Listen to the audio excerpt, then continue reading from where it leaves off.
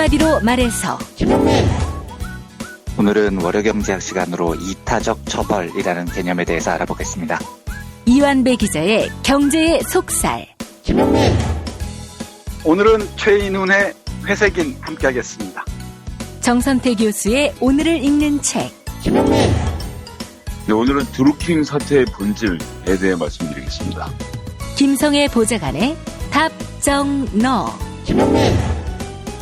네, 오늘은 반올림을 대하는 한국 언론의 민낯에 대해서 말씀드리겠습니다.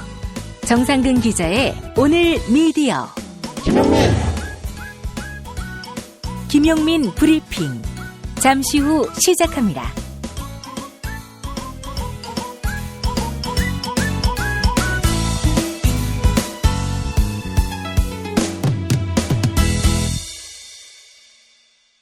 위대한 영도자 김용민 동지께서는 2018년 4월 20일 오전 10시를 기하여 신식 파인프라 치약의 판매를 전격 승인하시었다.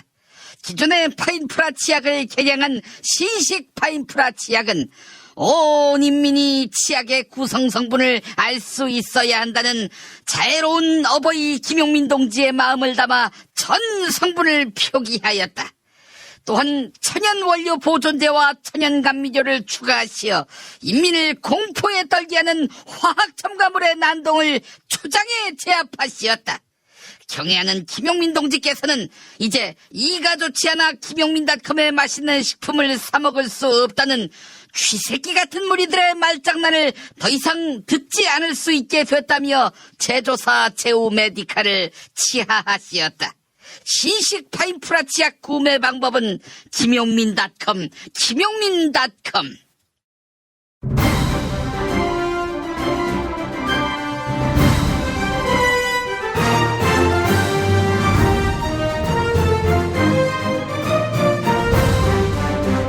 김용민 브리핑.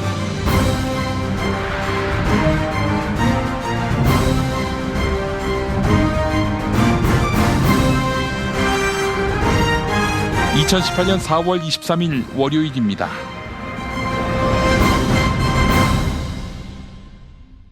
역사적인 남북 정상회담이 나흘 앞으로 다가왔습니다. 역사의 한 획을 그을 평화의 시대가 열릴지 온 세계가 한반도를 주목하고 있는데요. 그래서 오늘부터 금요일까지 한반도 문제 전문가들을 차례로 연결해서 이번 남북 정상회담에 대한 소회를 들어보겠습니다. 첫 시간은 김진양 개성공업지구 지원재단 이사장입니다. 김진양 이사장님. 네, 안녕하세요. 반갑습니다. 김진양입니다. 역사적 남북 정상회담 또 북미 정상회담이 목전입니다. 오랫동안 남북관계 개선을 갈망해 오셨는데 각별한 소회가 있을 것 같습니다. 어떻습니까? 허무하다라는 표현은 좀 적절치 않을 것 같고 흥분되죠. 이 흥분은 낙관의 힘이 크기 때문에 흥분되는 겁니다. 그냥 이러다 말 거라는 것이 아니기 때문에 이미 우리는 분단을 넘어서 평화체제로 들어가는 진입해 있다, 대전환기에 있다라는 확신이 있기 때문에 굉장히 흥분되는 상황입니다. 흥분이라는 표현을 쓰셨는데 이번 회담 결과를 매우 낙관하고 계신 것 같습니다. 세간의 얘기한 대로 평화협정까지 간다고 봐야 합니까? 결론적으로 먼저 말씀드렸다시피 굉장히 낙관합니다. 이것은 선택의 문제가 아니라 남과 북, 그리고 북과 미, 남북미 3자 간에 누구도 거역할 수 없는 상황에 빠져 있습니다. 저는 이 프레임에 갇혀 있다.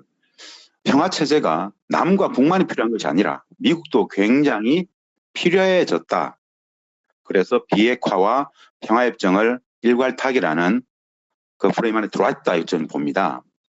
사실은 몇 년 전부터 이 상황들이 올 거라라는 전망들을 좀 했었는데 지금의 상황은 우리 문재인 대통령께서 비핵화라는 카드를 가지고 미국을 딱 잡고 있는 상황이고 평화협정이라는 카드를 가지고 북측을 딱 잡고 있는 상황입니다.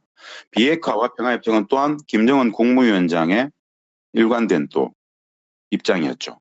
그렇기 때문에 현실적으로 북측이 핵미사일을 실질적으로 보유하게 된 상황 속에서 현재와 같은 전쟁을 끝내지 못하고 있는 휴전 상황은 미국에게도 실질적인 엄청난 군사적 위협이 되기 때문에 어떻게든 정상적인 관계로 상징되는 휴전협정을 폐기하고 평화협정 체제를 맺어야 된다는 것이죠.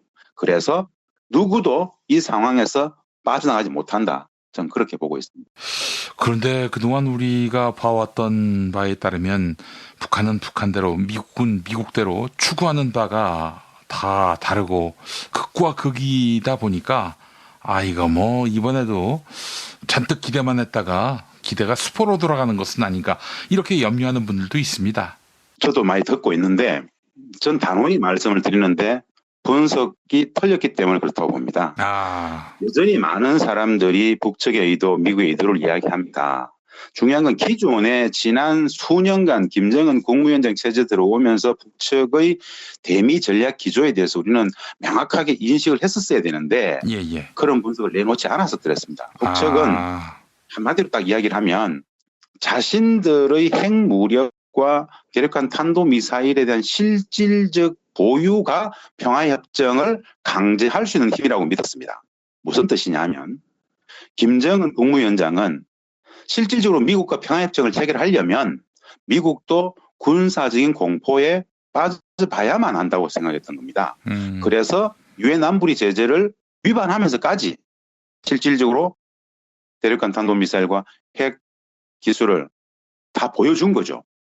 이 상황이 미국으로 하여금 전쟁을 끝내지 못하고 있는 휴전 상황이라는 굉장히 불안정한 상황 속에서 지난해까지 엄혹했던 전쟁의 위기를 겪었던 겁니다. 그 전쟁의 위기를 실질적인 선제 타격을 중심으로 한 예방전쟁을 할 수 없다라는 결론에 도달했기 때문에 이제 남은 것은 평화협정 체결밖에 없다라는 것이죠.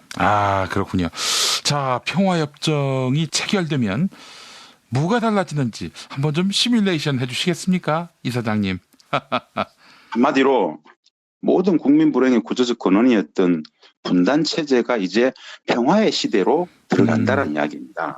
평화협정이 체결된다는 이야기는 기본적으로 우리 사회로 본다라면은 남북 관계가 실질적으로 대부분 정상화되겠죠. 마찬가지로 일상적인 군사적 긴장의 틀이었던 이 한반도에 있어서의 모든 적대의 근본이 미국과 북한 간의 적대의 근본이 휴전협정이었습니다. 전쟁을 끝내지 못하고 있었던 휴전 상황. 그것이 평화협정이 체결된다고 보면 비핵화와 평화협정이 체결된다고 본다라면은 그야말로 상상할 수 없는 지난 70년의 냉전의 질서들이 완벽히 사라지게 되고 그 자리에 우리들의 평화의 상상력들이 대부분 채워질 것이다. 실질적인 종전선은 냉전체제의 종말. 그러면 아마도 남과 북이 고도화될 수 있는 지점들이 뭐냐? 전 경제협력이라고 봅니다. 결국엔 국민 행복의 구조적인 지향점은 경제일 겁니다. 국가의 품격도 있을 것이고 경제협력의 고도화들이 굉장히 속도감을 낼 것이다. 그렇게 보고요. 저는 한 가지 단초가 남과 북의 한반도의 평화의 문제는 러시아와 중국, 일본까지 아우를 수 있는 동북아 평화의 단초가 됩니다. 러시아의 입장에서는 극동 시베리아의 가스라든가 이 에너지 협력들을 굉장히 하고 싶어 합니다. 중국도 마찬가지로 이 지역에서의 경제 협력들에 대해서 굉장히 많은 관심을 가집니다. 기존에 남북이 분단 때문에 동북아의 에너지 협력, 경제 협력들이 안 됐는데 남북이 평화로 가게 되면 아마도 가장 먼저 러시아와 중국이 함께 만들어지는 에너지 협력, 경제 협력들 이런 부분들이 굉장히 폭발적으로 진행이 되지 않겠는가. 뭐 나지나산 프로젝트라든가 참 많았었는데 그런 것들이 가시권에 들어오게 될 것이다. 그리고 남북 관계는 삽시간에 6.15, 14 이전보다 더 고도화될 것이다. 뭐 이런 전망들을 조심스럽게 할 수 있겠죠. 그렇게 되면 개성공단 뭐 당연히 복원되겠죠? 개성공단은 단순히 재개를 복원을 넘어서 차원 높은 확산, 제2, 제3의 개성공단 사업들이 강구되어지지 않겠는가. 북측이 원하는 것은 경제입니다. 북측은 초질관 이제 앞으로 모든 국가의 총체적인 역량을 경제적 번영에 몰입하겠다는 겁니다. 그러면 우리의 역할이 진짜 커집니다. 남과 북이 완벽히 윈윈하는 경제적으로 윈윈하는 길로 나아가게 될 겁니다. 이번에 북측의 전원회의 결과 보고 있으면 진짜 놀랍습니다. 이전에는 핵무력과 인민경제 병행 전략이었는데 핵무력 포기하고 이제 인민경제 총집중 전략을 선포했습니다. 그것은 우리에게도 엄청난 기회겠죠. 아마 경제 협력의 고도화 부분들이 우리가 가장 좀 집중적으로 고민해야 될 지점 아니겠는가 그렇게 보고 있습니다. 예, 알겠습니다.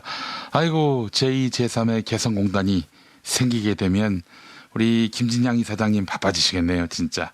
국민들이 품격 높은 행복한 경제 생활로 나아가지 않겠는가 보고 있습니다. 예, 그 맨 앞에 김진양 이사장님이 계시기를 바라겠습니다. 이사장님 오늘 말씀 감사합니다. 네, 감사합니다. 네, 김용민 브리핑 광고 듣고 뉴스 간장으로 이어가겠습니다. 오빠 머리 숱이 엄청 풍성해졌는데? 그래? 혹시 퍼프 면적이 커서 빠르고 파워풀하게 머리를 풍성하게 만들어준다던 헤이브로 헤어 파워 쿠션을 써서 그런가? 뭐라고? 아니, 압도적 코팅 원료로 두피를 보호하면서도 머릿속을 꼼꼼하게 채워주고 남자의 자신감도 같이 채워준다는 헤이브로 헤어 파워 쿠션을 썼거든. 응? 헤이브로? 남자의 자신감 1분 안에 채우자. 헤이브로 헤어 파워 쿠션. 포털에서 헤이브로를 검색하세요. 헤이브로. 충남 금산의 넓은 인삼밭. 정성농장을 일군 농부아버지 이정열 씨. 자연은 노력한 만큼 내어준다. 그 자연의 마음을 알기에 정성농장을 더불어 일구는 아들 이성규 씨도 아버지에게 배운 것처럼 정직하고 또 성실하게. 정성농장 홍삼은 인삼 재배부터 가공 판매까지 모두 책임지고 있습니다. 그래서 대한민국 1등 품질을 자부합니다. 검색창에 정성농장 홍삼을 검색해주세요. 정성농장 홍삼. 전화문의는 010-9754-6972. 다이어트는 결국 먹는 게 문제다! 문제긴 하지. 매끼 식단 챙기기도 번거롭고 빼도 금세 다시 찌고. 아직도 몰라? 비타샵 다이어트를 해봐. 안 그래도 궁금했는데 어떻게 뺀 거야? 몇 개월 한 거야? 몸에는 안 나빠? 물어 뭐래. 비타샵 가봐. 같이 해. 1522-6648 혹은 비타샵을 검색해주세요.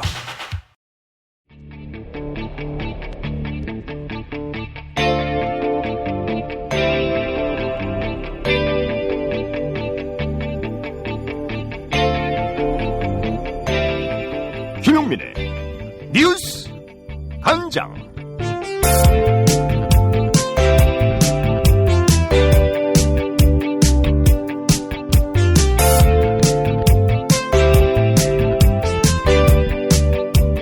남북 정상회담을 앞두고 북한이 풍계리 핵실험장을 피해기하겠다고 전격 선언했습니다.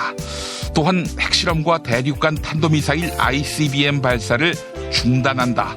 이렇게 발표했는데요.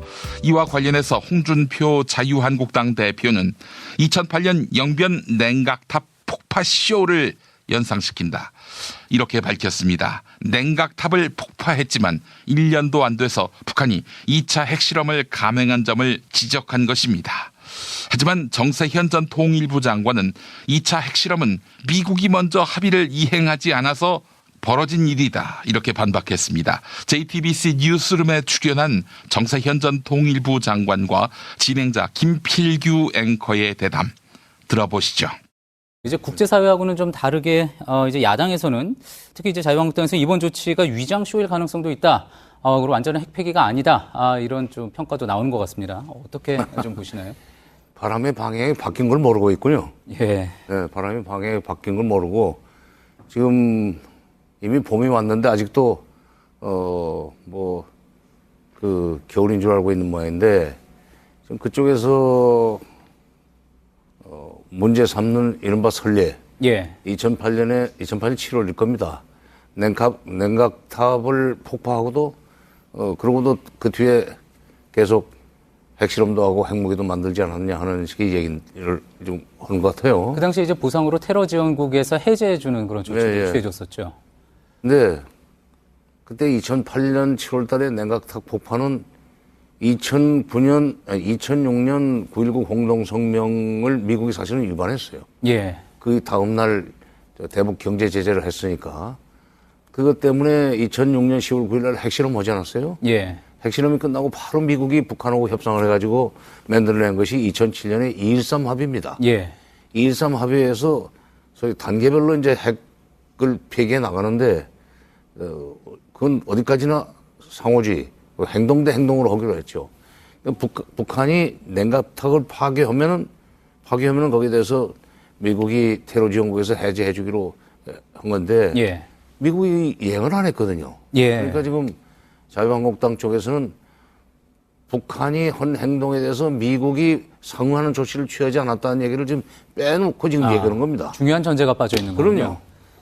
북한 사람들이 이렇게 무턱대고 약속을 깨고 그러지는 않아요. 반드시 상대방한테 책임을 넘길 수 있는 걸 딱 잡고 행동을 합니다. 드루킹 댓글 조작 사건과 관련해 야당이 특검을 요구하고 있습니다. 특히 자유한국당은 특검 없이는 국회 일정에 협조할 수 없다. 이렇게 밝히며 국회 본청 앞에서 천막농성을 벌이고 있는데요. 이에 박영선 더불어민주당 의원은 범죄가 특정되지도 않았는데 특검을 요구하는 것은 지방선거를 위한 정략적인 접근이다. 이렇게 꼬집었습니다. 한편 나경원 자유한국당 의원은 범죄가 특정됐다. 드루킹 일당은 업무 방해 혐의를 받고 있다. 이렇게 맞섰는데요. TBS 라디오 김어준의 뉴스공장에 출연한 나경원 의원과 박영선 의원의 대담 들어보시죠. 검경 제도 안에서 특검 가야 된다. 바로 가야 된다고 생각합니다. 저는 검경이 제대로 수사를 할 필요가 있다. 이 사건을. 그리고 뭐 특검도 나중에 필요하면 해야 되겠죠. 그런데 특검을 하려면 범죄 사실이 명시되어야 합니다. 그런데 지금 한국당이 낸 특검 요구서를 보면은요, 민주당원 댓글 조작 사건 및 김경수 의원 등 연루 의혹 진상 규명을 위한 특별검사의 임명 등에 관한 법률안 이렇게 돼 있거든요. 그러니까 범죄가 특정되지 않았습니다. 그러니까 범죄가 특정되지도 않았는데 특검 자체를 꺼낸다는 것 자체가 이것은 지방선거에 이용하기 위한, 악용하기 위한 정략적인 접근이죠. 그러니까 지금 한국당은, 기소가 됐죠. 자유한국당은 일단 경찰과 검찰의 그 수사를 지켜보고 그 다음에 내야 될 카드를 갖다가 성급하게 지금 막 내는 겁니다. 네. 범죄 사실이 없잖아요. 자, 왜 범죄 사실이 없습니까? 연루 의혹 진상 규명을 위한 특별검사의 임명 등에 관한 법률안이라고 돼 있는데 지금까지 의혹 가지고 업무 방해죄로 이미 기소가 됐고요. 지금 않습니까? 여기 정치자금법 위반이라든지 여러 가지 우리가 죄명을 확정할 것이 많이 있습니다. 죄명을 어떻게 확정합니까? 수사가 이미 진행이 안 됐는데. 아니, 그러니까 이미 지금 자유한국당은 맘대로 죄명을 막 확정합니까? 아직도 자유한국당이 국정원과 검찰을 소유하고 있습니까? 오늘 경선 마지막 날이시죠. 좀 우기시는데 제가 보기에는 나경원 의원님은 제가 이번에는 우리가 경찰과 법률적으로 얘기를 하셔야 되잖아요. 근데 지금 경찰과 검찰의 수사가 이미 왜곡되고 있다는 것, 이미 은폐하고 있다는 것이 다 밝혀지고 있거든요. 그래서 저희는 하루빨리 특검으로 가야 된다고 생각을 하는 것이고요. 그래서 특검안을 발의했고요. 그럼 이렇게 민주당이 여기에 대해서 응하는 것이 맞다고 생각을 합니다. 더 이상 손바닥으로 하늘을 가리지 말아라. 민주당이 응하지 않는다는 얘기를 한 적이 없고요. 드리고요. 응합니다. 응하는데 그동안 이제 순서라는 게 있지 않습니까? 증거는 조직적으로 또 질서 정연하게 증거는 은폐되었죠. 그러면 그것이 그동안에 가장 큰 문제죠. 자유한국당이 집권 시절에 아마 그런 식으로 은폐를 했던 모양인데 그랬기 때문에 그런 상상이 가능한 거 아니에요? 드루킹이 네? 블로그를 닫았다가 이제는 또 하나씩 열겠다고는 했지만 어쨌든 조직적으로 그동안 뭐 압수수색을 하나도 안 했는데 계좌며 통신 기록이며 170개 핸드폰 중에서 37개밖에 아직 그것도 처음에는 조사 안 하려다가 기사가 나오니까 이제 조사하는 거예요. 이런 경찰 믿으실 수 있겠습니까? 그 저는 국정원 댓글 사건과 동일하게만 수사해달라. 정말 경찰 검찰이 현 정권에 대한 수사를 과연 얼마나 잘할 수 있을까? 저는요 사실은 동일하게 수사해달라고 말씀을 하셨는데 사건은 네? 이렇게 봐요. 이 수사가 5년 걸렸습니다. 5년. 삼행시 한번 해볼까요? 삼행시. 많이 준비하셨나 봐요. 네? 아니 제가 2013년 박근혜 정부의 첫 법무차관이었던 김학의 전 차관은 취임 6일 만에 낙마했습니다. 별장에서 성행위를 하는 동영상이 발견되면서 김학의 차관이 성접대를 받은 것 아니냐 이런 의혹이 제기됐기 때문인데요. 검찰 과거사위원회가 이른바 김학의 성접대 의혹 사건을 재조사할 것인지 검토하고 있습니다. 영상 속의 여성은 지속적으로 협박과 성폭행을 당했다 주장해 왔는데요. 익명의 이 피해 여성은 영상 속의 남성이 김학의 전 차관이며 성폭행은 서울에서도 이어졌다 이렇게 증언했습니다. CBS 라디오 김현정의 뉴스쇼에 출연한 피해 여성과 진행자 김현정 앵커의 일문일답 들어보시겠습니다. 사실 이 사건은 지금 두 가지가 핵심 쟁점입니다. 첫 번째는 진짜 그 성폭행을 한 화면 속의 남자가 김학의가 맞느냐. 왜냐면 본인은 지금 끝까지 아니라고 하거든요. 네, 맞고요. 그 건설업자 윤 씨는 처음에는 변호사라고만 소개를 했고 그 다음에는 김학의 검사라는 사실을 은연중에 얘기를 한 적은 있습니까? 이제 다음 날 네가 어제 모셨던 분이 누군지 아냐. 그러면서 이제 그 사람이 검사다라는 얘기를 했잖아. 김학의라는 이름도 말하고요. 그날 첫날 처음에 제가 거부했을 때 하기영 했는데 그게 김학이라는 얘기인지는 몰랐어요. 첫날 변호사라고 했는데 부를 때는 하기형. 그 남성도 본인이 김학이라는 얘기, 검사라는 얘기를 한 적이 있습니까? 그거는 나중에 알게 됐어요. 그러니까 본인 입으로 말한 적은 있어요? 그거는 나중에 서울에 오피스텔 하면서 와 있었잖아요. 자, 여러분 그러니까 그 별장에서의 성폭행만 있었던 게 아닙니다. 우리가 알고 있는 그 동영상 성폭행 외에도 서울에 와서 또 불러내고. 네, 서울 모처를 해놨어요. 그들의 놀이방을. 김학은 거기에서 와서 살다시피 했죠. 거의 매일. 진실은 반드시 밝혀진다고. 무엇이 진실입니까? 대통령이라고 하는 지위를 진실을 밝히지 않는 데에 역이용해서. 김보영 아나운서가 함께합니다. 아프니까 팩트다. 안녕하세요. 아프니까 팩트다. 김보영입니다. 자유한국당이 국회 본청 앞에서 천막 농성을 벌이면서 국회 파행이 계속되고 있습니다. 자유한국당과 바른미래당 그리고 민주평화당은 드루킹 댓글 조작 사건에 대해 특검 도입을 요구하고 있습니다. 야3당 지도부는 오늘 특검 공조도 논의할 예정인데요. 홍준표 자유한국당 대표는 우리가 힘을 합치면 이 정권의 실체를 밝힐 수 있다. 실체가 밝혀지면 이 정권도 무너진다고 주장했습니다. 자유한국당의 민주당원 댓글 공작 규탄 및 특검 촉구 대회에서 있었던 홍준표 대표의 발언 들어보시죠. 여론 조작으로 출범을 했으면 정권 출범의 정당성이 없죠.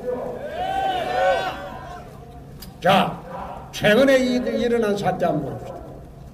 안희정이 갔죠? 정봉주 갔죠? 민병두 갔죠? 김기식이 갔죠? 김경수 곧 가죠? 그 다음 누가 가야 됩니까? 그거는 내 입으로 이야기하기는 어렵지만은 이 차례대로 가고 있어요. 홍준표 대표는 특히 경찰의 수사가 일관성이 없다면서 특검 도입을 주장했습니다. 자신의 SNS를 통해 경찰은 물컵 하나 던졌다고 물컵 확보하러 득달같이 압수수색에 나섰다. 그런데 드루킹 사건에는 이제야 뒤늦게 수사한다고 한다. 이렇게 주장한 겁니다. 조현민 대한항공 전무의 이른바 물벼락 갑질 논란에 대한 수사를 언급하며 경찰이 물컵을 확보하려 했다고 이야기한 겁니다. 이에 국민일보가 팩트체크를 진행했습니다. 먼저 경찰은 지난주 목요일 조현민 전무의 폭행 혐의를 수사하기 위해 대한항공 본사를 압수수색했습니다. 대한항공 본사 6층에 위치한 조현민 전무의 사무실과 마케팅 사무실을 압수수색한 것인데요.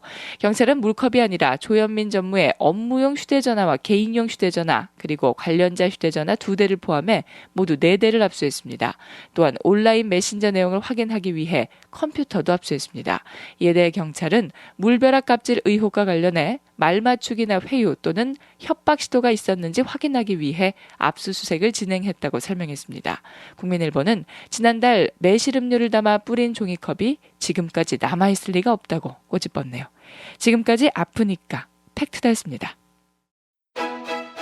제임스 티스푼과 함께 프리미엄 차 전문몰로 새롭게 단장한 전창걸몰에서 전하는 봄 소식.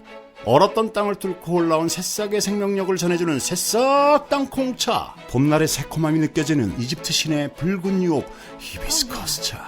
부드럽고 따뜻한 봄바람과 같은 중국의 명차 보이차. 맑고 편안함을 선사하는 레몬 밤차. 겨울에 무거워진 나의 몸을 가볍게 해주는 레몬 마테차까지. 즐거운 소식 많은 대한민국의 봄. 새싹 땅콩차와 제임스 티스푼의 크로스오버 티파티에 함께하시죠. 전창걸몰닷컴 전화 070-8635-1288 070-8635-1288. 운전자를 위한 꿀팁 7,000원 운전자 보험 카페. 알고 계세요? 교통사고가 나면 형사합의금, 벌금, 변호사 비용 이거 자동차 보험에서는 보장 못해요. 운전자 상해까지도 책임져드리는 7,000원 운전자 보험 카페. 버스, 택시, 트럭 등 영업용 차량 운전자를 위한 12,500원 운전자 보험 카페도 있습니다. 실손, 부모님 건강, 자녀 보험도 안내해드립니다.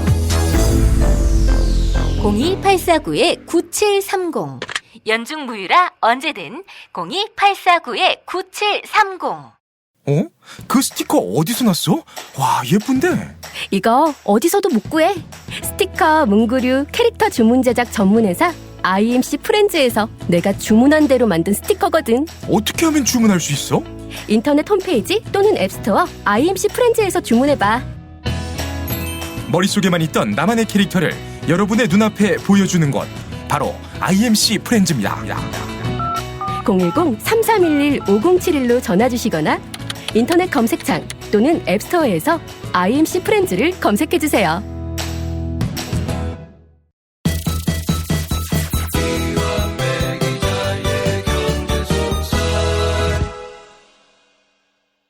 추운 겨울이 지나고 이제 따뜻한 봄입니다. 날이 따뜻해지면 정말 기분이 좋지만 음식물 쓰레기의 악취는 점점 심해집니다.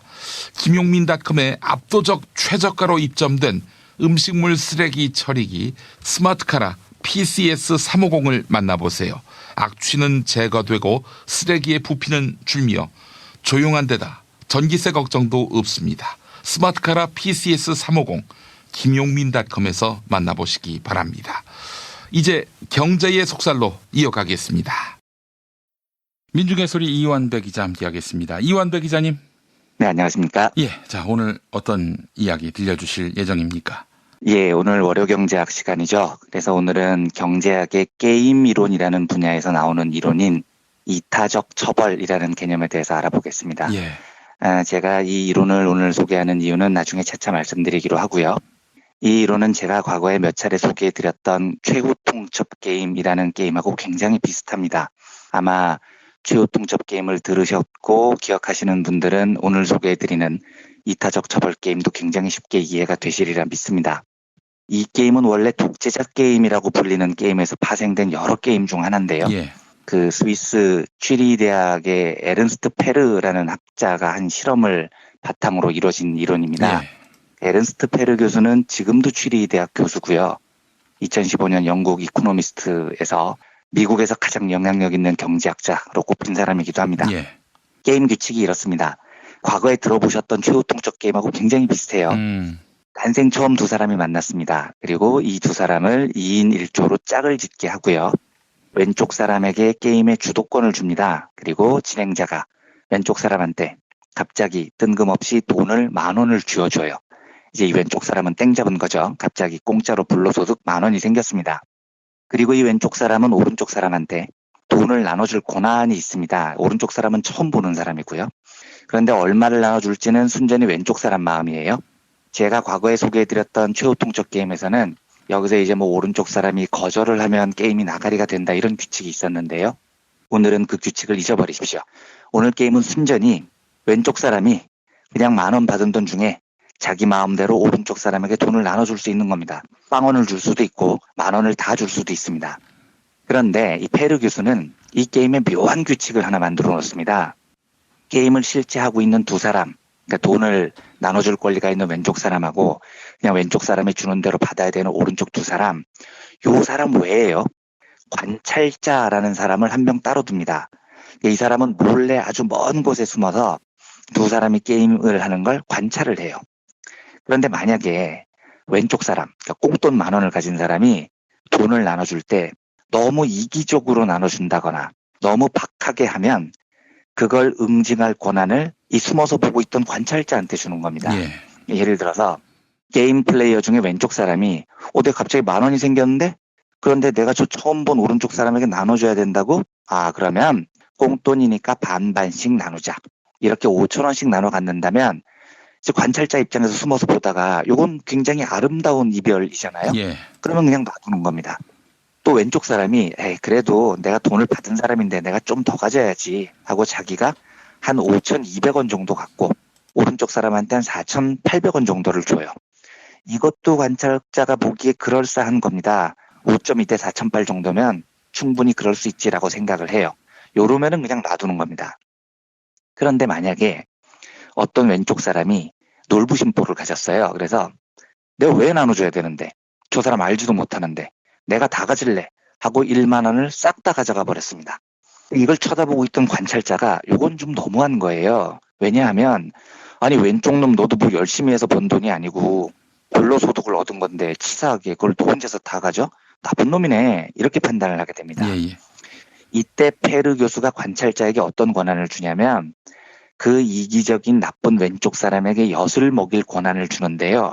어떻게 해야 되냐면 관찰자가 자기 돈을 내는 겁니다. 그러면 그 돈의 3배만큼을 왼쪽 사람한테 게임 진행자가 빼앗아 올 수 있어요. 그러니까 다시 말하면 아까처럼 어떤 나쁜 놈이 10,000원을 혼자 다 먹으려고 하잖아요. 이게 부당하다고 생각하는 관찰자는 자기 돈 1,000원을 꺼내는 겁니다. 그리고 그걸 내요. 아씨 열받아서 안 되겠다 이거죠. 내가 1,000원 손해볼게 하고 1,000원을 내면 그 1,000원의 3배, 즉 3,000원을 진행자가 왼쪽 사람한테 가서 뺏어올 수 있는 겁니다. 이렇게 되면 왼쪽 사람은 10,000원을 다 가지는 게 아니라 3,000원을 뺏기는 거죠. 여기서 중요한 건요. 그 관찰자라는 사람은 1,000원을 내도 아무런 이익을 얻지 못합니다. 그냥 열받아서 내 돈 1,000원 내고 저 나쁜 놈 응징하는 것 뿐이에요. 만약에 이 관찰자가 좀 감정 기복이 심한 정의로운 사람이라면 게임을 보다가 뭐야 저 새끼 지도 불로소득으로 1만 원 먹었으면서 옆 사람한테 안 나눠줘? 연락사가지 없네. 이렇게 분개를 해서 자기 돈 3,000원을 내버립니다. 이러면 왼쪽 사람은 3,000원의 3배인 9,000원을 토해내야 됩니다. 근데 물론 이렇게 한다고 해서 관찰자에게 돌아가는 몫은 아무것도 없죠. 관찰자는 그냥 3,000원을 손해볼 뿐입니다. 하지만 자기 돈을 손해보고 나쁜 놈을 응징할 수는 있는 거죠. 실제로 이 실험을 해보니까 결과가 어떻게 나오냐면요. 만약에 왼쪽 사람이 1만 원의 불로소득 중에 절반 이하를 오른쪽 사람에게 나눠주잖아요. 지가 더 많이 가져가잖아요. 그러면 관찰자의 55%가 자기 돈을 쓰면서까지 그 왼쪽 사람을 응징합니다. 저 싸가지 없는 새끼 못 참겠다.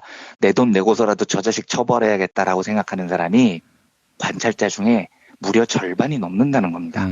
신기하죠? 이게 바로 오늘의 주제인 이타적 처벌, 영어로 altruistic punishment라고 부르는데요. 이 이타적 처벌이라는 건 주류 경제학의 전제인 호모 에코노미쿠스, 사람이 너무나 이기적이어서 나 손해보는 짓은 절대 하지 않는다라는 주류 경제학의 전제를 완전히 무너뜨려 버립니다. 사람들은요, 내게 아무 이익이 생기지 않아도 심지어 내가 손해를 봐도요, 내 돈을 내면서까지 나쁜 놈들이 있으면 그걸 응징하고 보복하려고 한다는 겁니다. 이게 굉장히 중요한 대목입니다. 만약에 이런 이론이 없다면 우리가 2년 전에 겪었던 촛불 집회는 주류 경제학은 죽어도 설명을 못하는 거죠. 저희 청취자분들 대부분 촛불 집회에 나가셨지 않습니까? 그런데 그거 한다고 생기는 게 있었냐고요. 생기는 게 없는 건 고사하고 손해를 봤죠. 토요일 그 쉬고 싶은 시간 빼앗기죠. 나가면 교통비 들죠. 솔직히 지금 와서 이야기지만 그때 좀 추웠습니까? 그런데 그 추운데 덜덜 떨면서 몇 시간을 길거리에서 보내야 됐습니다. 거기다가 대부분 참여자들이 모금함에 돈 10,000원씩 다 놓고 왔습니다. 이게 이기적인 인간이라면 절대 할 수 없는 일이에요. 그런데 그걸 한 사람이 연 인원이 1,700만 명에 육박했습니다. 왜 그러냐? 이 현상을 가장 잘 설명하는 이론이 바로 이타적인 처벌이라는 이론입니다. 내가 손해를 보더라도요, 정의롭지 못한 놈, 나쁜 놈을 처벌해야 되겠다, 이런 생각이 우리에게 있다는 겁니다. 베르 교수의 연구에 의하면 인류의 무려 55%가 기꺼이 내 손해를 감수하면서까지 나쁜 놈들을 꼭 처벌하려고 한다는 거죠. 이 이론을 더 발전시킨 사람이 엘리너 오스트롬이라는 학자인데요. 이 오스트롬은 정치학자입니다. 그런데 공유지의 비극이라는 경제학 주제에 대한 연구로 2009년에 노벨 경제학상을 받아요. 그리고 이 오스트롬은 지금까지도 유일하게 노벨 경제학상을 받은 여성학자이기도 합니다. 그런데 이 오스트롬의 그 공유지 비극 연구는 경제 역사상 굉장히 중요한 연구고 저도 열렬히 지지하는 이론이기도 한데 뭐 오늘은 그게 주제가 아니니까 생략하겠습니다만, 오스트롬의 연구에 이런 대목이 나옵니다. 오스트롬이 노벨 경제학상을 받았던 이론 중에 굉장히 많은 공동체를 연구를 한 이론이 있습니다. 그래서 이 공동체들은 스스로 규칙을 만들고요, 여러 문제를 자치적으로 해결해 나가는데 요 연구로 오스트롬이 경제학상을 받거든요. 그런데 연구를 해보면 성공한 공동체일수록 이 이타적인 처벌이라는 개념이 매우 발달해 있더라는 겁니다. 그러니까 어떤 공동체가 있어요. 그리고 그 공동체는 스스로 규칙을 정해서 지켜나갑니다. 근데 이때 어떤 이기적인 놈 하나가 내가 그 규칙을 왜 지켜야 되는데 그거 법으로 규정된 거야? 아니잖아. 그냥 마을에서 정한 규칙이잖아. 난 그냥 어길래 그게 나한테 더 이득이 돼. 이렇게 나대는 놈이 꼭 있다는 겁니다. 어떤 공동체에도요. 그런데 성공한 공동체일수록 그렇게 혼자만 살겠다고 나대는 놈을 모든 공동체원들이 보복을 합니다. 자기가 손해를 보면서까지요. 그래서 오스트롬이 물어봐요. 아니 보복을 하는 건 좋은데 그러다 보면 당신들도 손해를 보는데 왜 그런 짓을 하는 거죠? 라고 물어보면 대부분 공동체원들이 이렇게 답을 합니다. 내가 손해보는 게 뭐가 중요해요? 저 망나니 같이 나대는 새끼들이 이기적으로 계속 활개치도록 놔두면 우리 공동체가 무너진다고요. 아이고. 이렇게 답을 하더라는 거예요. 그래서 오스트롬의 결론은 공동체성이 강한 조직일수록 내가 손해를 보는 한이 있어도 나쁜 놈들에 대해서 응징하는 이타적 처벌이 굉장히 발달했다라고 해석을 하더라고요. 제가 이제 오늘 이 이론을 왜 소개해드리냐면 저는 촛불 집회 이후의 한국 사회의 변화를 정말 긍정적으로 보는 사람 중에 하나입니다. 그런데 긍정적으로 보는 제일 중요한 이유 중에 하나가 한국 사회의 공동체성이 굉장히 높아졌다는 겁니다. 그리고 그 증거로 과거에는 이게 절대 볼 수 없었던 건데요. 이타적인 처벌 문화가 굉장히 발달했어요. 그러니까 정의롭지 못한 일을 보면 내가 손해를 보는 한이 있어도 저걸 응징하겠다고 나서는 시민사회의 문화가 굉장히 강해졌다는 겁니다. 이게 오스트롬 교수에 따르면 이 이타적인 처벌이라는 건 공동체를 유지해야 된다는 사회 구성원들의 신념에서 나오는 거거든요. 예를 들면 촛불혁명 이전까지만 해도요. 재벌개혁 이야기가 나오면 씨가 거의 안 먹혔습니다. 아유 재벌 나쁜 거 알죠. 아는데 그런데 내가 불편하면서까지 싸워야 돼요? 이런 분위기가 굉장히 강했다고요. 사실 재벌 나쁜 거 아는데라는 말이 나오기까지도 수십 년이 걸렸습니다. 그렇죠. 그 시간도 수십 년이 걸렸지만 나쁜 걸 알고도 아유 알았어 나쁜데 뭐 꼭 내가 손해를 보면서 싸워야 돼 이런 생각들이 쭉 있었던 겁니다. 지금까지요. 그런데 촛불혁명 이후를 보십시오. 재벌들 폐악질 하나 등장을 하면 정말로 많은 시민들이 내가 손해를 보는 한이 있어도 내 시간을 들이는 한이 있어도 저 새끼들은 처벌해야 되겠어 라는 문화가 민주시민들 사이에서 팽배해진 겁니다. 사실 어떤 재벌에 대해서 반대하는 운동을 하는 건 개인적으로 보면 굉장히 손해가 막심한 거예요. 왜냐하면 재벌이 개혁된다고 해서 나한테 오는 이득은 거의 없거든요. 아니 이재용이 처벌되면 저희 청취자 여러분들께 이득이 옵니까? 물론 삼성에서 일하는 노동자분들이나 협력업체 직원분들이라면 직접적인 이익이 있겠지만 사실 이재용을 처벌하는 건 한국의 일반 민주시민에게 당장 이익이 되는 일이 아니라고요. 이러다 보니까 촛불혁명 이전에는 이재용이 9조 원을 삥땅을 쳐도 사회 문화가 에이 나쁜 건 알겠는데 뭐 알겠어 그렇다고 내가 손해를 보고 싶진 않아 시간 내고 싶지 않아 이런 생각이 있었다는 겁니다. 그러니까 재벌들이 마음껏 분탕을 치고 다녔죠. 그런데 딱 2년 만에요. 분위기가 완전히 바뀌었습니다. 폐악질을 저지르는 재벌에 대해서 시민들이 내가 손해를 보는 한이 있어도 저 자식들은 응징해야 되겠어 이런 이타적인 처벌 문화가 엄청나게 확산됐습니다. 이게 저는 촛불혁명이 바꾼 한국 사회의 위대한 변화라고 생각합니다. 이 이타적인 처벌 문화는 저 새끼들이 저런 짓을 하면 우리 공동체가 무너져 라는 위기로부터 출발하는 거거든요. 그리고 그 공동체성이 정의롭지 못한 자들을 응징하는 겁니다. 일요일인 어제요. 조가항공에 대한 2가지 뉴스가 있었습니다. 오전에는 그 조양호 회장이 집무실에 방음공사를 했다는 소식이 전해졌어요. 요 오전까지만 해도 조가항공하고 이 조가일가가 조현민 정부의 이 사고에 대해서 이런 반구 사과가 없었습니다. 그러다가 들려오는 소식이 뭐냐. 회장이 집무실에 방음공사를 한다는 거예요. 이게 무슨 뜻이겠습니까? 진짜 미친 것도 아니고. 네, 그러니까 조가일가들이 고성을 지르고 지랄을 하는 걸 반성을 해야 되잖아요. 근데 그게 아니고 방음시설을 한 다음에 본격적으로 안심하고 고성을 지르겠다는 겁니다. 진짜. 이 지시를 조양호가 직접 내렸다는 겁니다. 아주 지랄도 풍년이신 거죠. 아니 아니, 소리를 덜 지를 생각을 하라고요. 소리를. 방음 공사를 할 생각을 하지 말고요. 그러니까 이 뉴스가 전해지니까 오전에 온라인에서 난리가 났어요. 그러니까 오후에 드디어 조가항공 총수 조양호가 사과문을 내놨습니다.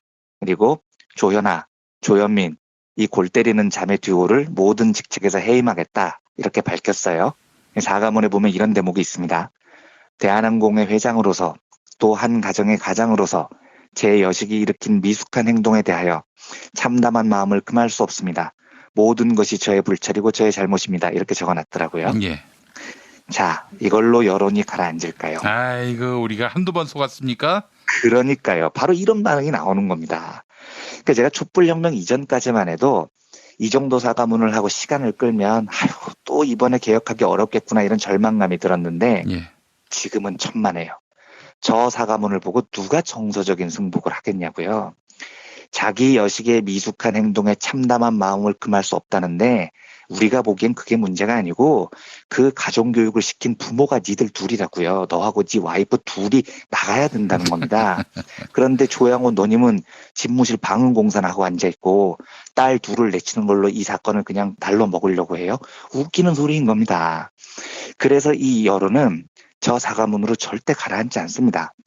저는 조가항공하고 이 조양호의 인식이 굉장히 안타까운 게 얘들은 아직도 시대가 촛불혁명 이전인 줄 아는 겁니다. 저 정도로 퉁치고 시간 지나가면 또 몇 년 있다가 딸 복귀시키고 가라앉겠지라고 생각하는데요. 천만에요. 제가 만약에 조양호라면 막말 파문에 노인 폭행 전력이 있는 조원태도 사퇴시켰을 겁니다. 왜요? 부모가 그 모양 그 꼴인데 아들 자식은 멀쩡하겠습니까? 이게 여론이라고요. 이미 게다가 노인 폭행 전력이 있는 놈이잖아요. 그리고 조양호 자신도 사퇴했을 겁니다. 왜냐?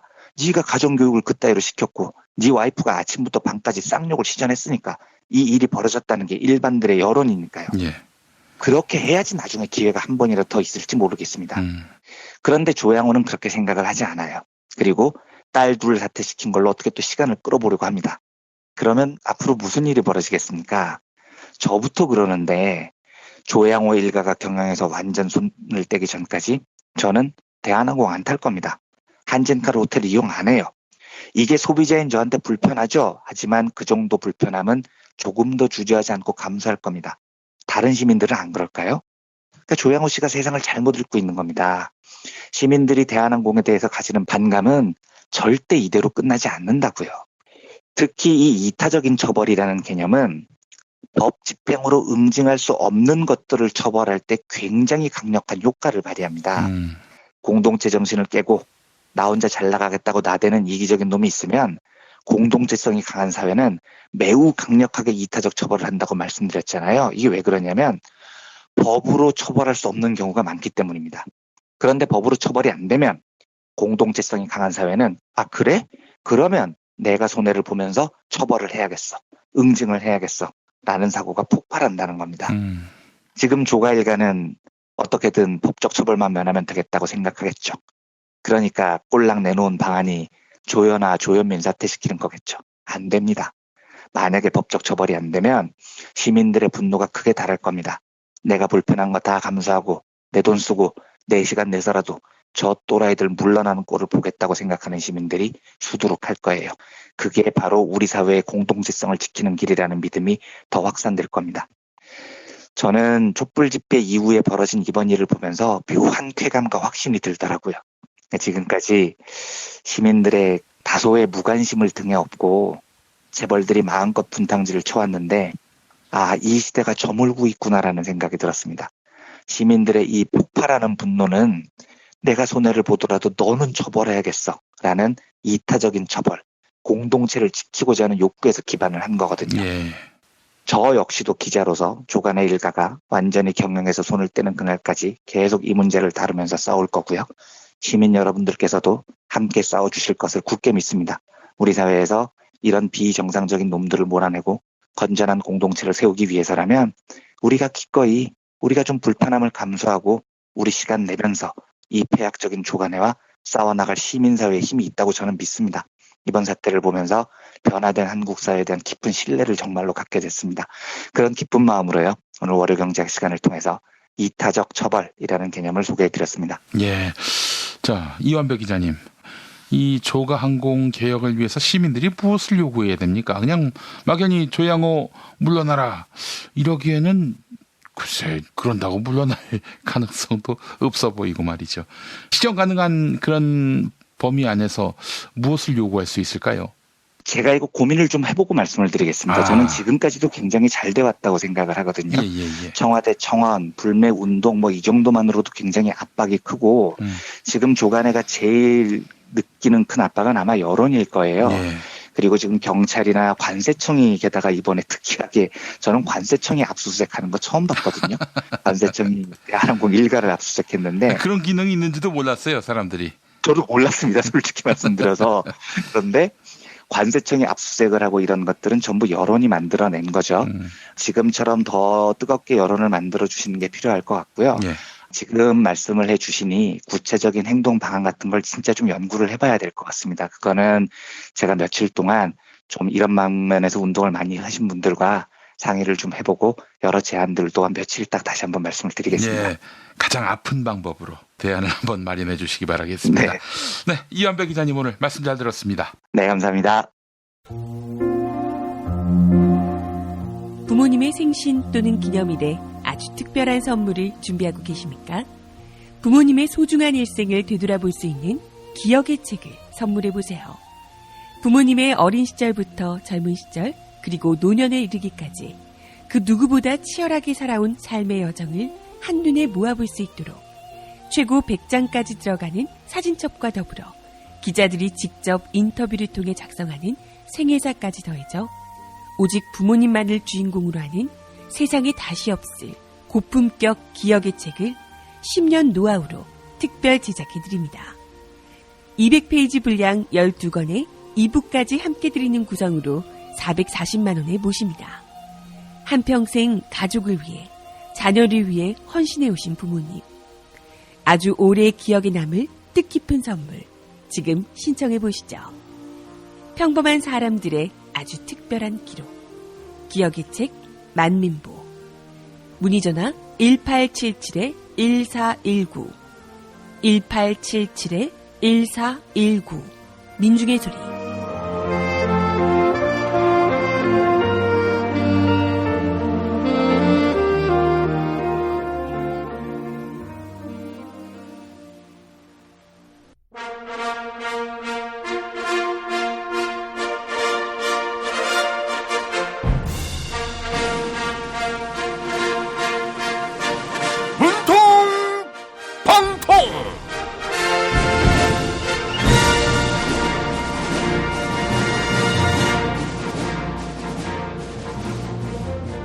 안녕하세요. 미국 경제지 포춘이 선정한 위대한 지도자 대통령 문재인입니다. 2018년 세계에서 가장 위대한 지도자 50인 가운데 제가 4위로 선정됐네요. 외신들은 야당이나 국내 언론들과 시각이 많이 다른 것 같습니다. 그런데 야당과 국내 언론의 시각이 왜 비슷한지 그 경위가 드러나서요. 박성중 자유한국당 의원이 보낸 편지 읽어볼게요. 문재인 대통령님, 자유한국당 홍보본부장을 맡고 있는 박성중 의원입니다. 드루킹 사건과 관련해서 경찰이 수사 정보를 언론에 흘리고 있다는 비판이 나오고 있습니다. 오해가 있는 것 같습니다. TV조선은 직접 자유한국당과 같이 해서 경찰보다 훨씬 많은 자료를 제공했습니다. 그러니 TV조선에 대한 법적 조치를 중단해 주시길 바랍니다.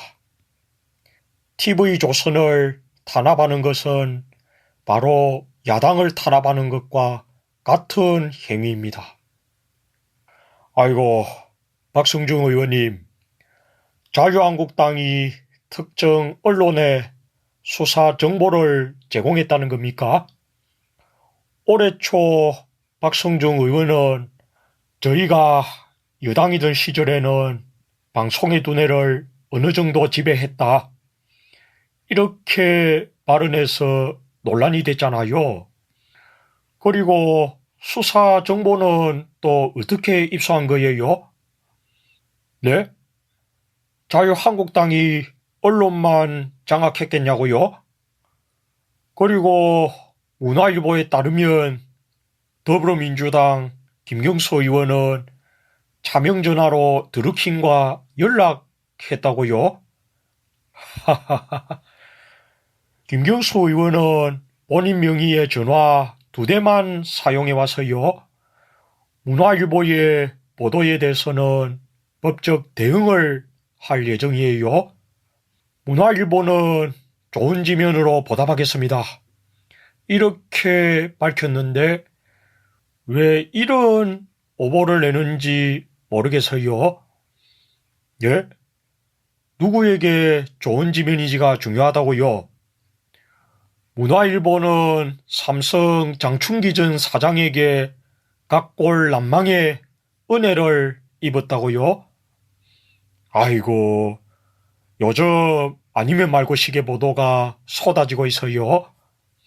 기사만 삭제한다고 문제가 없어지는 것이 아닙니다. 이러니 국민들이 언론사에 대한 세무조사를 요구하는 겁니다.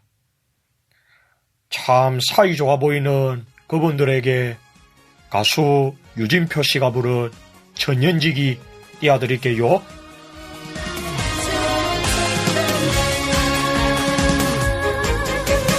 내가 지쳐 있을 때, 내가 울고 있을 때 위로가 되어준 친구, 너는 나의 힘이야, 너는 나의 보배야, 천년지기 나의 벗이야. 친구야, 우리 우정의 잔을 높이 들어 건배를 하자. 같은 배를 함께 타고 떠나는 인생길, 네가 있어 외롭지 않아. 넌 정말 좋은 친구야.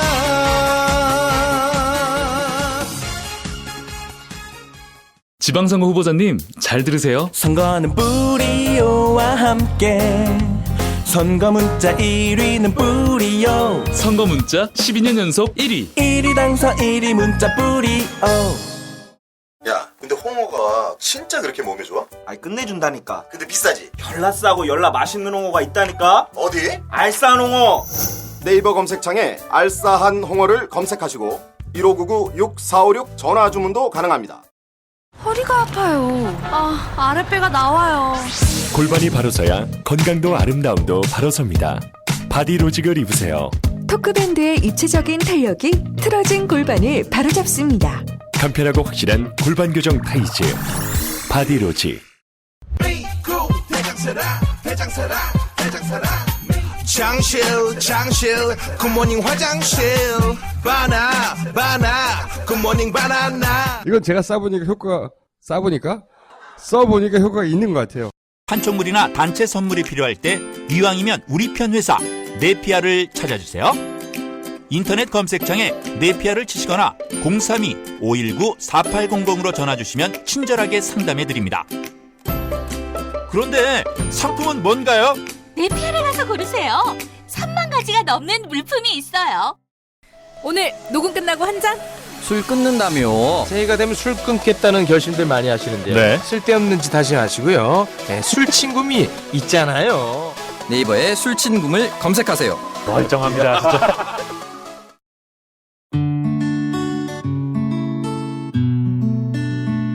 당신과 내가 좋은 나라에서 그 정의로운 나라 그곳에 산다면 난 그냥 좋아서 웃기만 할 거예요. 당신의 뉴스 보좌관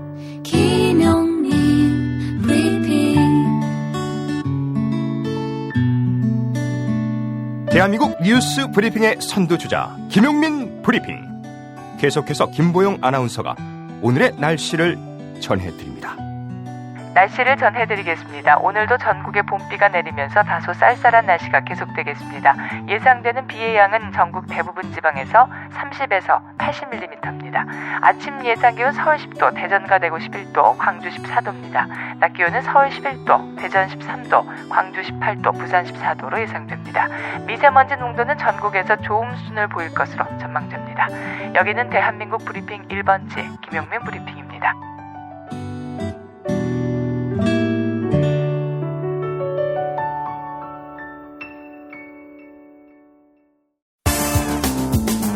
오늘을 읽는 책, 문학평론가인 국민대학교 국문학과 정선태 교수와 함께합니다. 국민대학교 한국어문학부 국어국문전공 정선태 교수님과 함께하겠습니다. 교수님. 네, 안녕하세요. 네, 오늘 어떤 책 소개해 주시겠습니까? 네, 이번 주는 그야말로 남북 정상회담이 열리는 역사적인 시간입니다. 예. 그래서 이번 주에는 남북 문제와 관련해서 집중적으로 여러분들과 함께 얘기를 나눠볼까 합니다. 예. 오늘 처음으로 최인훈 선생의 회색인을 골랐습니다. 아, 광장으로 유명한 최인훈 선생의 회색인. 네, 맞습니다. 광장이 워낙 유명하죠. 우리 오늘 읽는 책 코너에서 오래전에 총독의 소리를 한번 소개해드린 적이 있습니다. 예. 거기에 이어서 이제 회색인을 여러분께 소개해드릴 텐데요. 회색인은 그 독고준이라는 인물이 월남에서 남한에서 살아가면서 개인이란 무엇인가, 그리고 개인을 둘러싼 정치적 환경이란 무엇인가, 역사란 무엇인가, 그리고 종교란 무엇이고 예술은 무엇인가 등등에 대해서 아주 깊은 통찰을 보여주는 걸작 장편 소설입니다. 예. 이 책을 다 읽어드리고 싶은데 그럴 수는 없는 노릇이고 우리 분단 문제와 관련해서 핵심적인 구절들만 한두 군데 보도록 하겠습니다. 예. 이 소설을 보다 보면은 그 젊은 청년들이, 대학생들이 모여서 토론하는 장면이 있는데요. 그 과정에서 우리 역사가 왜 이렇게 엉망진창이 됐는지, 분단의 고통 속에서 헤매고 있는지, 남북이 갈려서 서로 목에 이빨을 받고 신음해야 되는지, 이런 과정들을 쭉 보여주는데, 그 구절에서 친일파 문제 관련해서 먼저 한 구절 읽고 얘기 이어가도록 하겠습니다. 우리는 참 복도 없는 민족이야. 처녀가 애를 베도 할 말은 있다지만 애 베지 않은 것만큼 못할 게 아닌가. 독립선언문을 기초한 사람이 침략자들이 세운 대학에서 강의를 하였으니 슬픈 일이었어. 이런 잘못을 다시 저질러서는 안 돼. 정치의 세계에서는 당분간 이빨에는 이빨로 대한다는 법칙이 있을 뿐이야. 그러지 않겠거든 침묵하든지. 이광수 같은 사람이 자기가 그토록 사랑하던 청년들더러 원수의 싸움을 도와주라고 권한 것은 얼마나 기막힌 일이야. 해방 후에 이광수가 발간한 변명은 없는 이만 못하더군. 차라리 가만히 있을 일이지. 개인끼리든 사회나 국가에서든 유혹에 치고 잘못을 저지른 사람은 뉘우치고 근신해야 하고 어려움에 이긴 사람은 상을 받아야 하지 않겠어? 그래야 정의가 실현되지. 해방 후에 우리는 정치적 대차 대조표를 작성할 때 사기를 당했어. 이승만 씨가 친일파들을 끌어들였을 때 비극은 시작된 게 아니야? 한국이란 참 이상한 나라지. 이렇게 김학이라는 등장인물이 말을 합니다. 아, 그 법무부 차관하고 이름이 비슷하군요. 네. 김학의가 아니고 김학이라는 외자입니다. 아, 김학? 네. 아이고, 죄송합니다. 이게 헷갈렸네요. 제가. 아닙니다. 김학이라는 친구가 하는 말인데 여기에서 독립선언문, 그러니까 3.1 선언문을 기초한 최남선이 친일파가 되잖아요. 만주에 있었던 건국대학에서 교수 노릇을 하죠. 그리고 이광수라는 민족주의자가 친일로 흘러서 학생 징병 연설을 하고 했던 걸 얘기합니다. 여기서 주목해야 할 것은 잘못을 저지른 사람은 뉘우치고 근신해야 한다는 겁니다. 그리고 어려움에 이긴 사람은 상을 받아야 한다는 거죠. 우리 역사는 여기서부터 뒤틀린 거란 얘기입니다. 그러니까 일본 제국주의 체제 하에서 배부르게 살고 조선인들을 겁박하고 억압했던 자들이 다시 부활한 거죠. 그게 우리의 한국 역사의 비극의 시작이라는 겁니다. 현대사의 비극이라는 거죠. 대신에 독립운동을 했던 사람들은 억압을 받는 고통스러운 시간을 살아야 했고요. 그러니까 한국 현대사의 비극, 분단의 비극은 이승만 씨가 친일파들을 끌어들였을 때 시작됐다는 게 이 김학이라는 친구의 판단이고요. 그리고 이게 작가의 현대사 진단인 것 같습니다. 예. 이 말을 받아서 다른 친구 오승훈이라는 친구가 이렇게 얘기합니다. 한국이 특수 지역이라는 증거는 얼마든지 있어. 2차 대전 후에 이른바 후진국에서는 내셔널리즘이 휩쓸었고 지금도 그게 최대의 조류로 흐르고 있는데도 한국에는 그런 바람이 불기미도 보이지 않았다는 건 확실히 놀라운 일이야. 사람이 살기 위해서는 사랑도 필요하지만 증오도 역시 필요해. 아무도 미워하지 않는다는 거야. 해방 직후에는 그런대로 일본 제국주의가 당분간 그런 증오의 표적 구실했지만 6.25 바람의 끝장이 나버렸어. 하기는 6.25 전에도 반일 감정은 이미 국민적 단합의 심벌로서의 효력을 잃고 말았어. 그 대신 빨갱이가 그 자리를 메웠어. 오늘의 불행을 만들어준 나쁜 이웃에 대해서 이렇게 어물어물 감정 처리를 못한 채 흘려버린 것은 기막힌 일이야. 강간당하고도 해에 웃는다면 말은 다 한 것 아닌가. 개인의 마음이나 집단의 심리나 짜임새는 마찬가지야. 한은 풀어야 하고 욕망은 이루어져야 해. 정치적인 강간의 상처를 제대로 다스리지 못하면 그 국민은 정치적으로 불감증이 돼. 정치에서 어두운 면만 보고 외면해버려. 그저 몸으로만 당할 뿐 감격을 모르고 산다는 이야기야. 우리가 지금 그렇지 않아? 지금 한국 정치를 맡아보고 있는 사람들은 다 전과자들이야. 어쨌든 그들은 일본 사람들과 타협하고 산 사람들이야. 애국자가 소중한 것은 슬픈 역사의 장난으로 어떤 국민이 욕된 삶 속에 있을 때 인간다운 반항의 모범을 보여주는 일이야. 네, 이렇게 쭉 이어집니다. 예. 그러니까 친일파들이 이승만의 그 우산 아래에서 권력을 장악하고 분단을 조장하고 그리고 정말 민족주의다운 민족주의도 실현하지 못한 채 빨갱이로 모든 것들 증오를 다 휩싸버리고 우리의 한반도의 평화 자체에 대한 상상이 불가능해졌다는 거죠. 그 과정에서 이 지식인들의 문제를 아주 통렬하게 비판하는데요. 예. 이 배웠다는 새끼들은 돈만 주면 개처럼 꼬리를 치는 판이니 우리 같은 송사리 인텔리들이 흥분하다가도 머쓱할 일이 아니야? 이렇게 얘기하는데 그 시기에도 역시나 배웠다는 놈들은 정말 돈만 주면 개처럼 꼬리를 치면서 권력에 아부했던 거죠. 교수님, 배웠다는 놈들은 왜 이렇게 돈만 주면 꼬리를 칩니까? 이게 뭐 그 소설 속에서만 나오는 얘기는 아니잖아요. 네, 소설 속에서만 얘기가 아니고 현실이 그렇죠.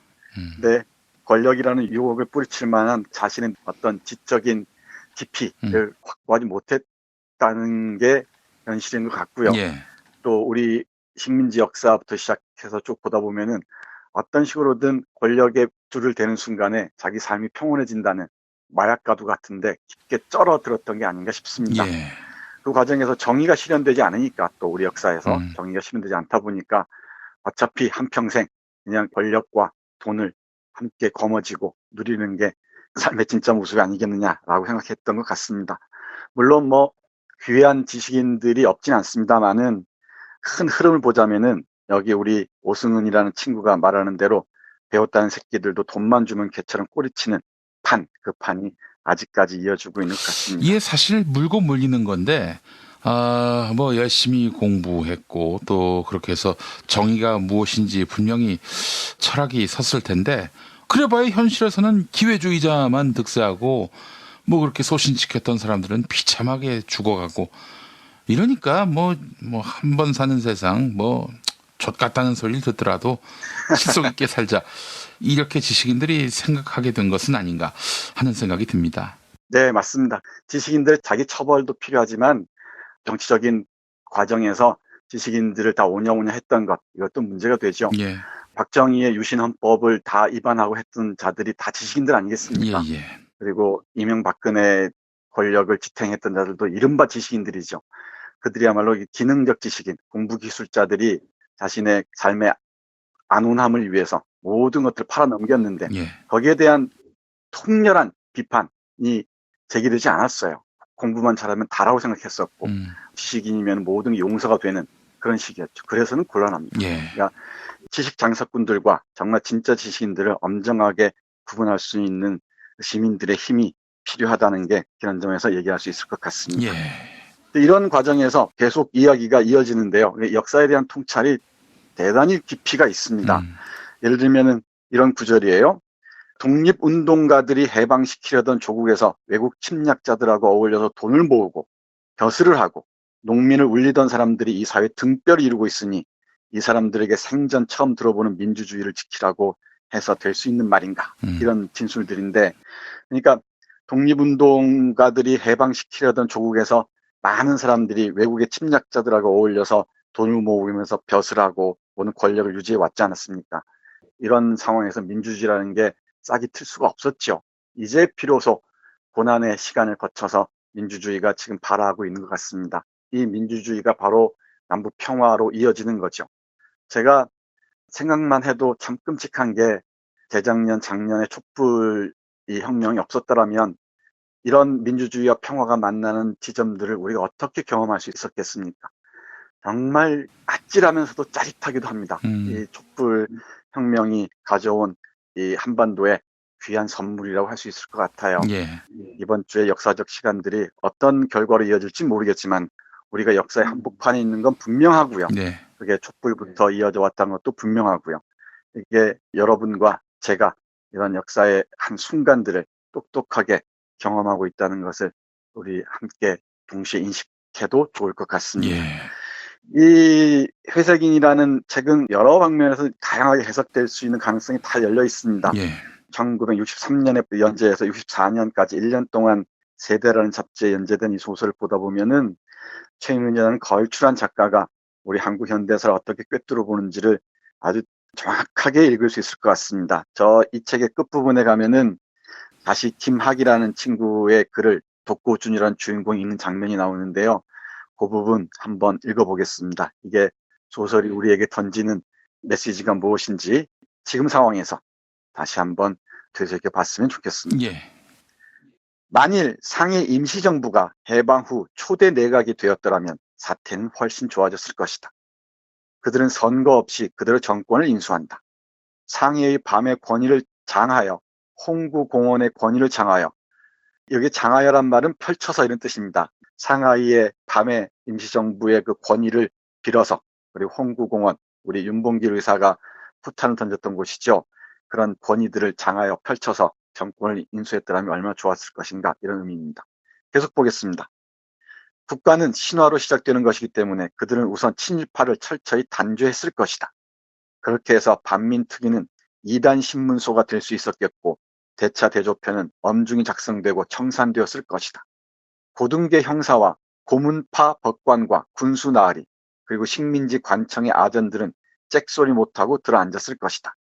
이것은 정치적 카타르시스라는 점으로 국민의 정신위생에 기여하는 바가 컸을 것이다. 다음에 그들은 애국자들을 모시는 선앙당을 방방곡곡에 세웠을 것이다. 하얼빈 역두의 영웅, 청산리의 기사, 서울 역전의 돈키호테, 천안의 잔다르크. 별같이 빛나는 부족의 영웅들이 푸짐한 재상을 즐기며 허공에서의 방랑을 멈추었을 것이다. 그리고 조선 신궁 자리는 틀림없이 한국의 웨스트민스터가 되었을 것이다. 네, 이렇게 쭉 이어지는 명문장이 있습니다. 예. 핵심을 얘기하자면 상해 임시정부가 해방 후에 초대 내각을 구성했다면, 정말 그렇게 해서 친일파들을 철저하게 청산했더라면 우리는 정신적 강경 상태에서 헤매지 않아도 됐을 거라는 진단입니다. 그리고 우리 애국적인 영웅들 많이 있었죠. 그러니까 하얼빈의 안중근, 그리고 청산리의 김좌진 장군, 그리고 천안의 유관순 등등이 빛나는 우리 민족의 영웅들이 우리의 정신을 지탱하고 있었을 거란 얘기죠. 근데 우리 상해 임시정부가 좌절하면서 철저하게 이승만과 그 친일파들에게 배제당하면서 우리가 이런 고통스러운 세월을 지나왔다고 이 시대의 젊은 청년들은 진단하고 있었습니다. 정확하게 맞았죠. 이 소설의 배경이 1958년, 59년인데요. 이승만 독재 정권 하에서 우리는 정말 그 힘겨운 시간을 보내야 했고 4.19 혁명마저도 분업발이 짓밟히고 말았죠. 환멸이나 좌절이 얼마나 깊었겠습니까? 그 좌절의 소용돌이 속에서 청년들은 또 다른 혁명을 꿈꾸고 있었던 것 같습니다. 오롯한 정의가 꽃피는 그런 세상을 꿈꿨었는데 그게 50년이 훌쩍 지나서야 간신히 싹을 다시 틔우고 있는 것 같습니다. 예. 그런데 이 소설을 좀 읽다 보면은 그래요. 역사의 죄악을 저지른 자들이 잘난 체하고 온갖 음모로 또 다른 부활을 꿈꾸고 있지 않습니까? 예. 지금 현실에 우리가 보듯이. 그 우리가 정확하게 직시를 해야 되고요. 저들이 다시는 움쭉달싹하지 못하게, 붙잡을 하지 못하도록 시민들의 정의의 칼날이, 민주주의의 칼날이 내려쳐져야 한다고 저는 확실하게 얘기할 수 있을 것 같습니다. 예. 그러니까 우리 자유한국당 세력들, 그러니까 극우 세력들은 얼마나 불안하겠습니까? 그렇게 오랫동안 팔아먹었던 빨갱이가 사라지고 분단의 평화체제가 구축되는 순간에, 형성되는 순간에 저들의 존재 이유는 아마 사라져버릴 겁니다. 그 불안들이 저렇게 마지막 그 몸부림으로 드러나는 게 아닌가 싶습니다. 예. 그래서 최인훈 선생의 회색인을 한번 꼼꼼히 읽어보시면서 우리의 역사와 정치의 향방들을 가늠해 보셨으면 좋겠습니다. 예. 이 책이 나온 시점을 보니까 1977년인데 친일파 중에 친일파 박정희의 유신독재 망령이 극에 달할 그런 시점이었는데 어떻게 이런 책이 버젓이 나올 수가 있었을까요? 그게 문학의 힘이죠. 이게 처음 연재된 것은 1963년에서 64년까지 1년 동안이고요. 예, 예. 김 PD 말씀하신 단행본으로 나온 게 76년, 77년 요 무렵입니다. 예, 예. 정말 그 박정희 독재 체제가 맹위를 떨치던 그런 시절에 이런 문학적인 암유를 통해서 뒤로 감추는 그 비유를 통해서 우리 역사의 저층들, 밑바닥들을 보여주면서 새로운 그 혁명의 에너지들을 끌어올리려고 했던 것 같습니다. 지금 말씀하신 내용을 보면 암유가 아닌데요. 직설인데요. 그래요? 네. 근데 이게 어려워서 아마 독재 그 굴복하던 자들은 못 읽었을 겁니다. 아마 읽어내지 못했을 것 같아요. 상당히 수준 높은 소설이고요. 네. 정치 역사뿐만 아니고 뭐 연애 문제나 욕망 문제, 그 분단 문제. 여기 독고준이라는 그 친구가 월남한 사람이거든요. 함흥에서. 그리고 이런 다양한 측면에 아주 수준 높은 논의들을 펼치고 있습니다. 예. 한번 마음 단단히 잡수시고 읽어보시면은 우리 한국 문학의 수준이 어느 정도인지도 한 번쯤 헤아릴 수 있을 것 같다고 생각합니다. 예, 알겠습니다. 자, 정선태 교수님 오늘 말씀 잘 들었습니다. 네, 고맙습니다.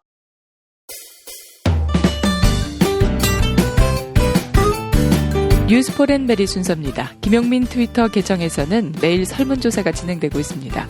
조양호 한진그룹 회장이 국민과 대한항공 직원에 대한 사과문을 발표했습니다. 조양호 회장은 제 가족들과 관련된 문제로 심려를 끼쳐드려 죄송하다. 조현민 전무와 조현아 칼호텔 네트워크 사장을 모든 직책에서 사퇴하도록 조치하겠다고 밝혔는데요. 이에 대해 대한항공 구성원들은 법적 처벌로까지 이어질 수 있는 상황을 모면하기 위한 꼼수이자 사퇴 무마용이다.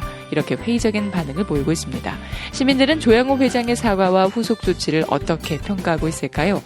오늘 새벽 1시까지 모두 1675분이 의견을 남겨주셨습니다. 95% 거의 모든 시민들은 조현아 사장과 조현민 전무가 곧 그룹 경영에 복귀할 것으로 본다고 전망하고 있습니다. 이번 조치로 조현아 사장과 조현민 전무는 대한항공 경영에서 영구적으로 퇴출될 것이다. 이런 의견은 5%에 머물렀습니다.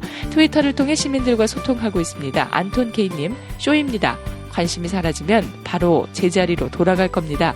플래닛 P님, 조양호 회장과 아들도 물러나야 합니다. 설문조사에 참여해주신 여러분에게 감사의 말씀 전합니다.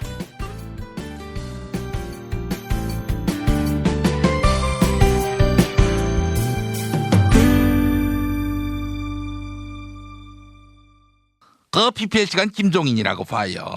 미공 대장사랑 사형 후기 그거 하나 읽어드리도록 할게요.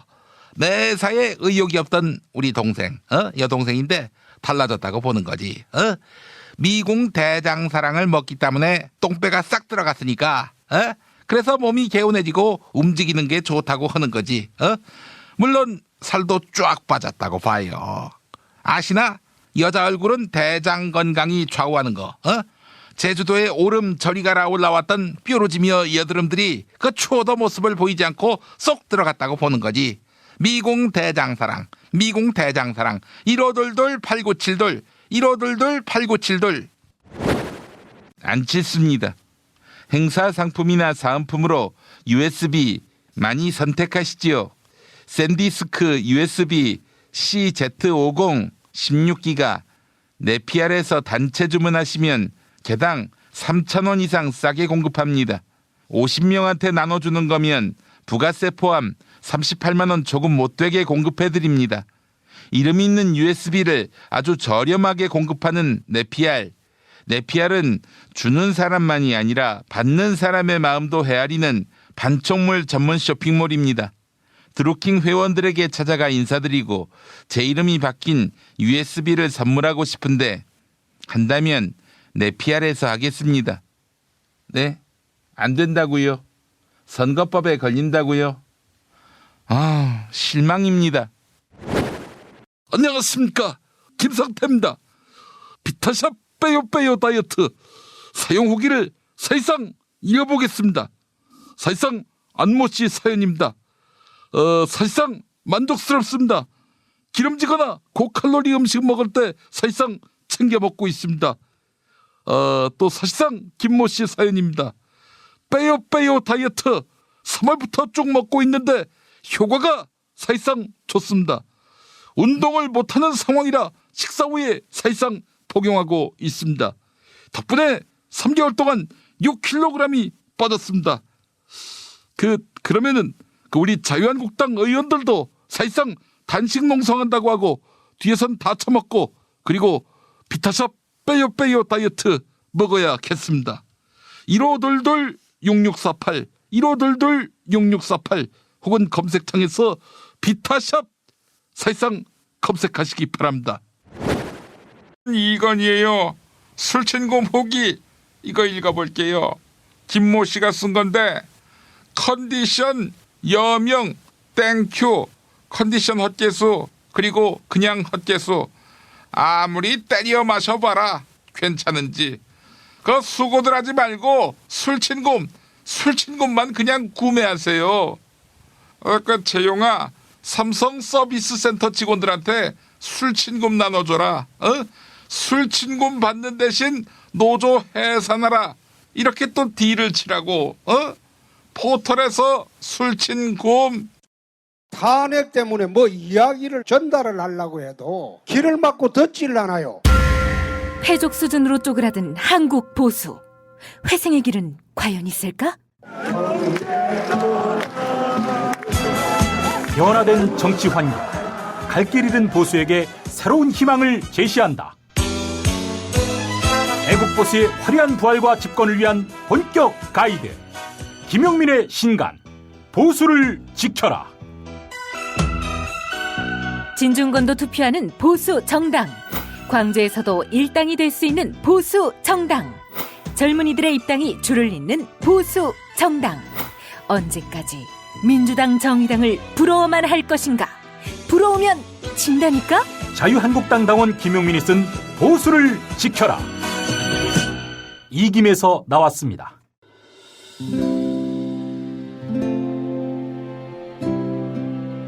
그러니까 목사님은 우리 남북 관계에 있어서도 큰 정기를 마련해 주셨습니다. 늦봄 문익환 목사 탄생 100주년. 민주화와 통일운동을 위해 11년 4개월간 옥고를 마다하지 않은 행동하는 양심. 오늘 우리가 누리고 있는 이 민주주의 또 문익환 목사님 덕분이 아주 큽니다. 그가 24년 동안 살았던 서울 강북구 인수봉로 통일의 집이 6월 1일 문익환 통일의 집 박물관으로 거듭납니다. 사람들이 이렇게 항상 북적북적 이렇게 했던 공간이라 아버지한테만 아니라 우리 모두들한테 굉장히 큰 의미가 있는 통일의 역사를 기억하며 통일의 길을 모색하는 문익환 통일의 집 박물관 기념사업 추진위원으로 함께해 주시겠습니까? 이건 단지 어떤 유가족들의 유산이 아니라 우리 시대가 가지고 있는 유산이기 때문에 자세한 안내는 포털 사이트에서 문익환 통일의 집을 입력해 주세요.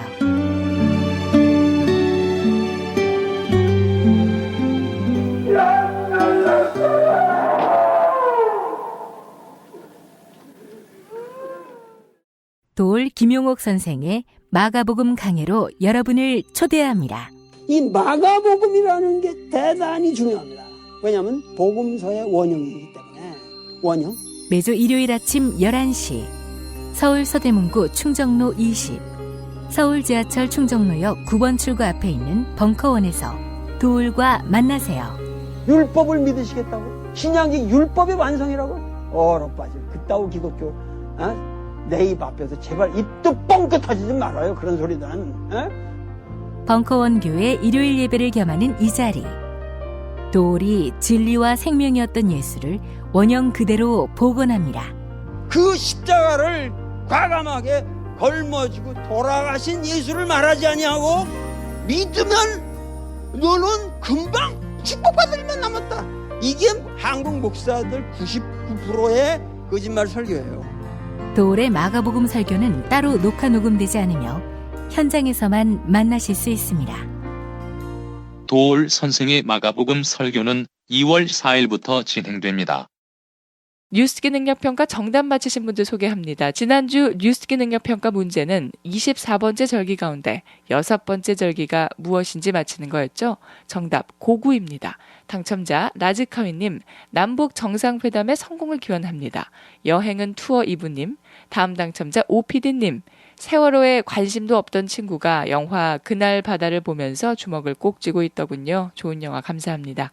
에쿠스님, 조가네가 이 땅에서 떵떵거리고 산다는 게 우라가침이네요. 아름다운 살구님, 그런데 삼성증권은 어디 갔나요? 소탐대실님, 인사기준이 진보 쪽에만 엄격하게 적용되고 있습니다. 언론부터 바꿔야 합니다. 클로징 사연 당첨자는 승원사랑님입니다. 게시판에 이메일 적어주시기 바랍니다. 오늘자 한겨레에 실린 김누리 중앙대 동문과 교수의 냉전의 광기를 넘어 민족 이성으로라는 칼럼을 소개합니다.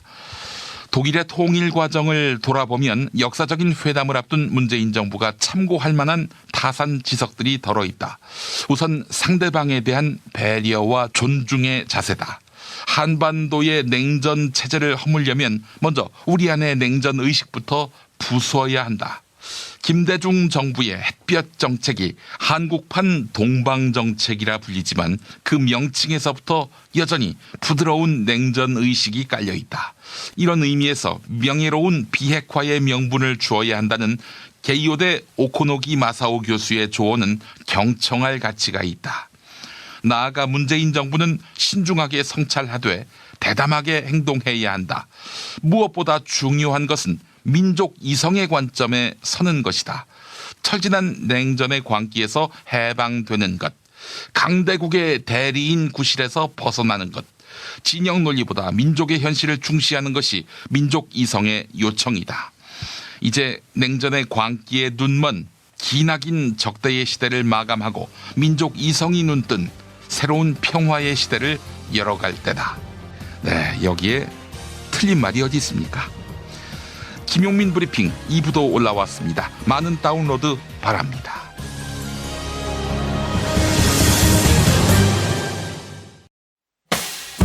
김용민 브리핑과 함께한 시간 어떠셨어요? 다음 시간에도 보다 바르고 알차며 즐거운 정보로 여러분을 찾아가겠습니다.